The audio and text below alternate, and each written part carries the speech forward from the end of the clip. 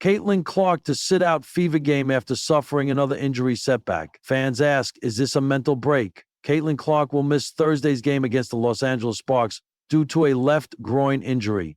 Fans react to the announcement. Caitlin Clark's return to form will have to wait, as the Indiana Fever announced she will miss Thursday's game against the Los Angeles Sparks due to a left groin injury.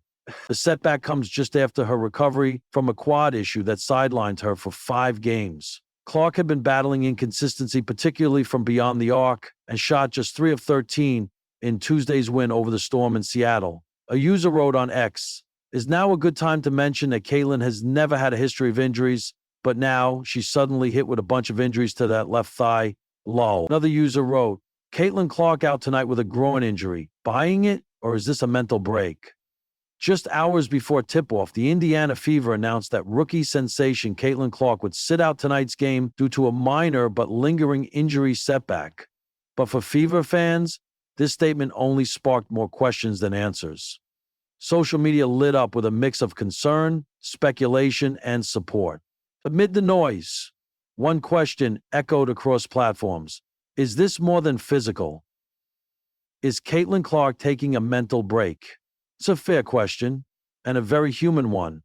After all, Caitlin Clark has not just been a basketball player this season, she's been the story of the W. From her historic college run at Iowa to selling out arenas on her pro tour, Clark has carried the weight of a league's growth, a generation's expectations, and the relentless media spotlight, all while trying to find her footing as a rookie on a struggling team. That kind of pressure isn't found on any stat sheet. The rise and the weight from the moment she was drafted, no one overall, Clark became a marketing machine. Her jersey sold out in hours. Media coverage soared, viewership numbers spiked. Even opposing teams drew sellout crowds whenever she came to town. But with that visibility came criticism. Every turnover, missed shot, or bad pass was dissected. Teammates, coaches, and even retired players chimed in with opinions. Some helpful, some not. It's hard to go from being the absolute star in college to a rookie in the pros, former WNBA champion Swin Cass said last week on a podcast. Man, 40 years? Oh, I took the first ever test in my life in the pros room. Caitlin's doing everything she can, but she's under a microscope. I don't know how she breathes sometimes. And in recent games, fans noticed something. Her body language, the extra size, the longer stares, the uncharacteristic hesitation on open threes. Though still averaging solid numbers, Clark looked, for lack of a better word, tired, injury or intentional pause. The Fever's official statement described her absence as precautionary, but sources close to the team noted that while there is a legitimate ankle issue she's been managing since training camp, the decision to sit her was mutual and also tied to managing the load. Translation, this may be more than just an ankle. And really, should anyone be surprised? This is the part of the rookie season we don't talk about enough. The grind behind the glamour, travel, fatigue, media obligations, and the constant weight of being both role model and rookie at once. She needs space, said one Fever staffer, anonymously. She needs to breathe without a camera following her. Even superheroes need to rest. The human side of greatness. In sports, we glorify resilience, but often misunderstand what it really looks like. We cheer for players who play through pain, but rarely applaud those who have the courage to pause, to step back, to take care of themselves before burnout becomes a breaking point.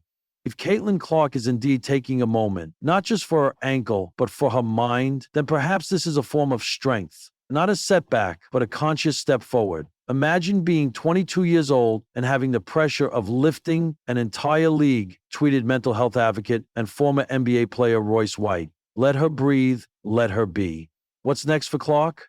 Clark is expected to return in the coming games, but there's no firm timeline. The Fever, for their part, are treading carefully. The coaching staff knows that their rookie guard is more than just a scorer. She's the heartbeat of the franchise, and their long-term success hinges on her well-being, not just her box score. Fans have mostly been supportive, using hashtags like "We got you," but there's also a vocal minority criticizing her, calling her soft or overhyped.